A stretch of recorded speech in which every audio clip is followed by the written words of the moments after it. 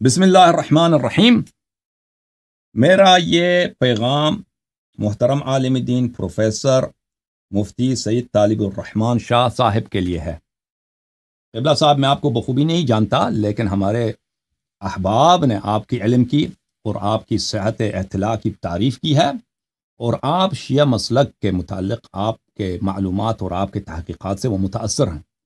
تو میری آپ سے ایک چھوٹے بھائی کی حیثیت سے اور ایک طالب علم کی حیثیت سے آپ سے گزارش یہ ہے کہ شیعہ مذہب پر آپ کے جتنے اعتراضات ہیں، چاہے اہم ہیں چاہے غیر اہم ہیں، انشاءاللہ تبارک و تعالی ہمیں موقع دیں تاکہ آپ سے گفتگو ہو جائے، آپ اپنے اعتراضات کا ذکر کیجئے، ہم آپ انشاءاللہ تبارک و تعالی دیکھتے ہیں کہ کیا شیعہ مذہب کا آپ کے اعتراضات کے جواب ہے یا نہیں۔ اسی طرح ہمارے آپ کے مذہب کے متعلق ابو بکر عمر کی خلافت پر اور آپ کے عقائد پر، چاہے توحید ہو چاہے رسالت کے عقیدہ ہو آپ کے پاس، اور دوسرے اجزاء عقائد پر آپ کے اور فروعات پر ہمارے بے شمار تنقیدات ہیں۔